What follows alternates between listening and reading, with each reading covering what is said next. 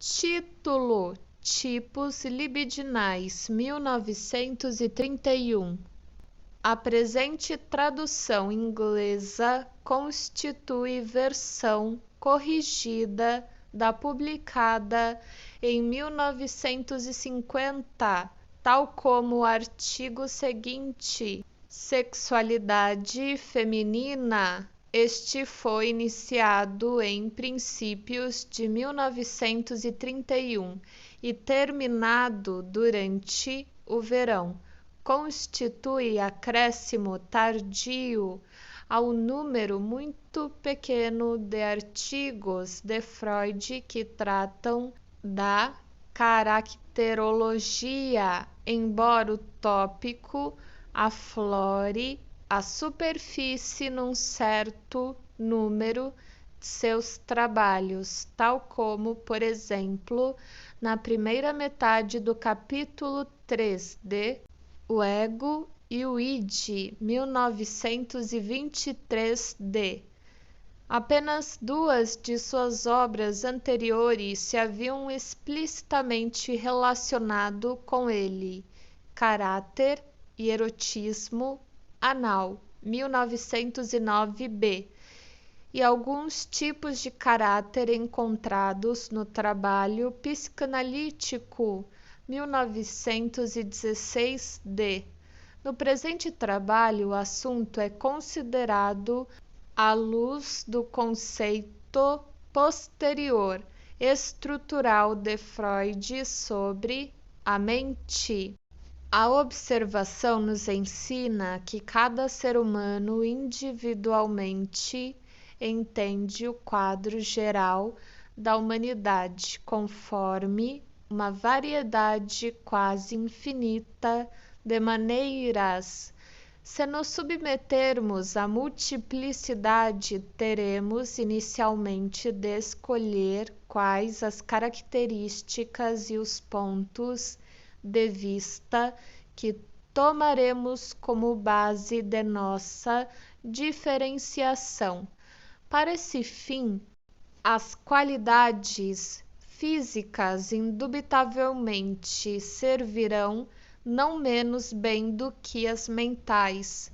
As distinções mais valiosas serão aquelas que prometam apresentar uma combinação regular de características físicas e mentais.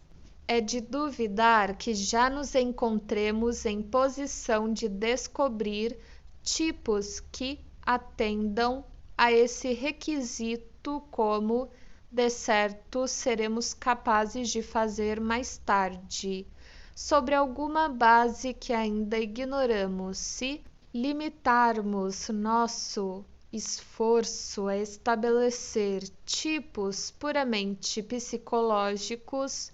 A situação libidinal terá um primeiro direito a servir de base para nossa classificação. Pode-se, com justiça, exigir que essa classificação não seja meramente deduzida de nosso conhecimento ou nossas hipóteses sobre a libido, mas que seja facilmente confirmada pela experiência real e que contribua para o esclarecimento da massa de nossas observações e nos auxilie a apreendê-las.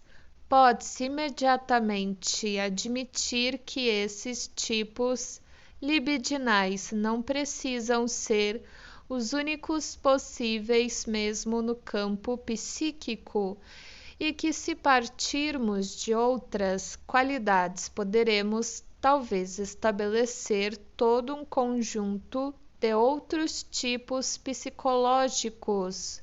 Deve-se, porém, exigir de todos esses tipos que não coincidam com quadros clínicos.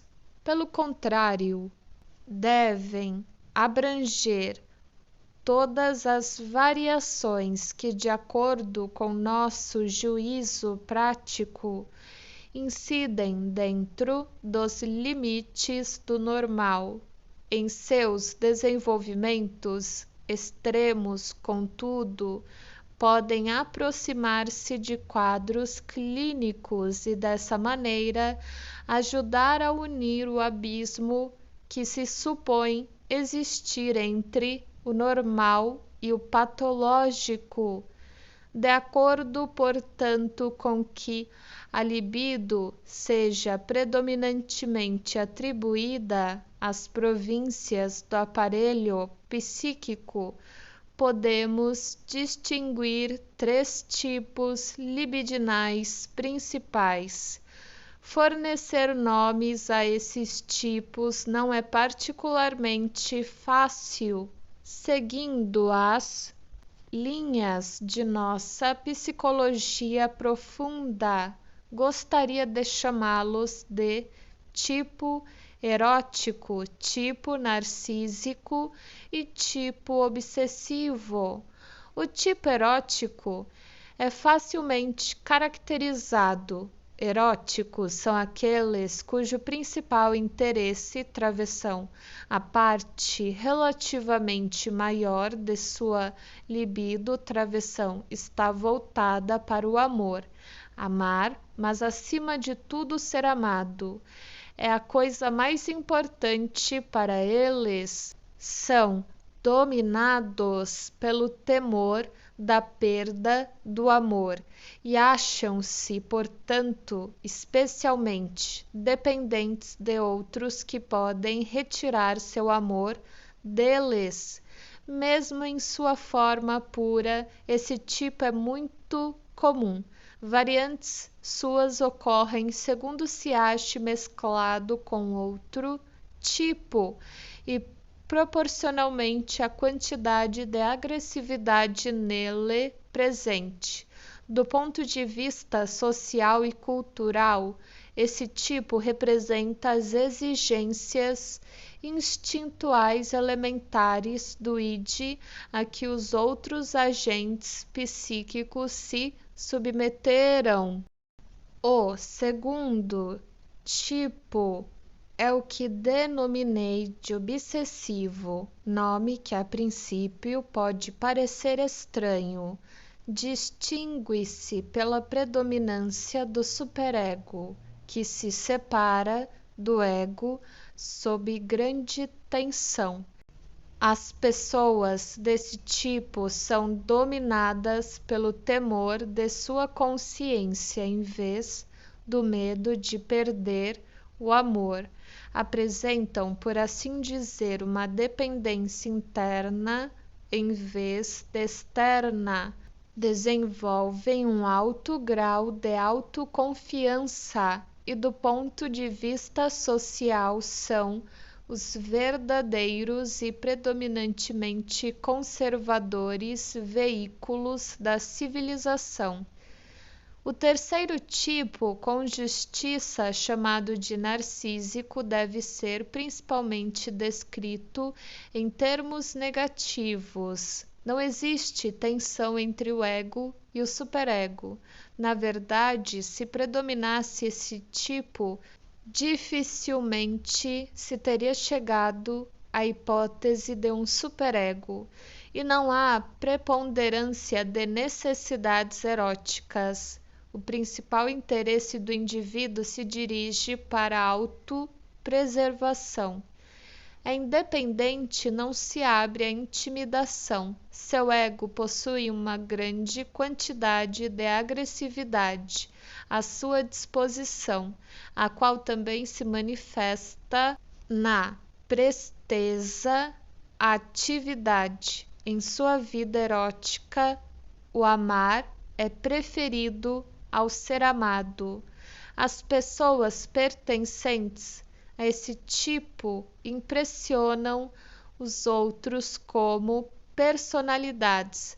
São especialmente apropriadas a atuarem como apoio para outros, a assumirem o papel de líderes e a darem um novo estímulo ao desenvolvimento cultural ou a danificarem o estado de coisas estabelecido.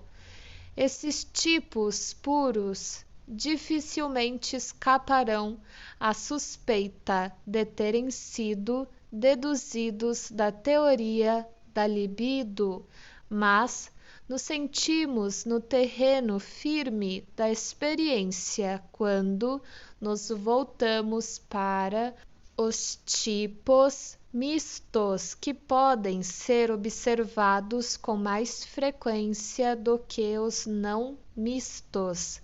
Esses novos tipos travessão o erótico obsessivo, o erótico narcísico e o narcísico obsessivo travessão parecem realmente permitir uma boa classificação das estruturas psíquicas individuais que viemos a conhecer através da análise. Se estudarmos esses tipos mistos, encontraremos neles quadros de caracteres com que há longo tempo estamos familiarizados. No tipo erótico obsessivo, parece que a preponderância da vida instintual é restringida pela influência do superego. Nesse tipo, a dependência simultânea de objetos humanos contemporâneos e de resíduos dos pais educadores e exemplos é levada a seu mais alto grau. O tipo erótico narcísico é talvez aquele que devamos encarar como o mais comum de todos. Ele une opostos que nele podem moderar-se mutuamente. Pode-se aprender com esse tipo quando comparado com os outros dois eróticos que a agressividade e a atividade vão de par com uma predominância do narcisismo. O tipo narcísico obsessivo finalmente produz, do ponto de vista cultural, a mais valiosa variação, pois soma a independência do mundo externo e a consideração pela exigência da consciência, uma capacidade de ação vigorosa, e fortalece o ego contra o superego. Poder-se-ia pensar que estamos gracejando se perguntássemos por que não se fez aqui menção alguma de outro tipo misto teoricamente possível, a saber, o tipo erótico obsessivo narcísico, mas a resposta ao gracejo é séria. De modo algum, esse tipo seria a norma absoluta, a harmonia ideal. Assim damo-nos conta de que o fenômeno dos tipos surge precisamente do fato de que, das três principais maneiras de utilizar a libido na economia mental, uma ou duas foram favorecidas às expensas das outras.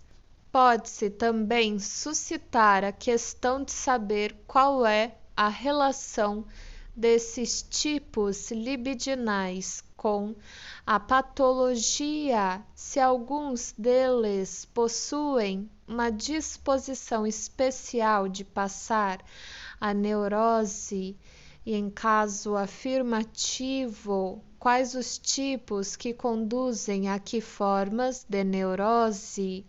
A resposta é que a fixação desses tipos libidinais não lança luz nova sobre a gênese das neuroses.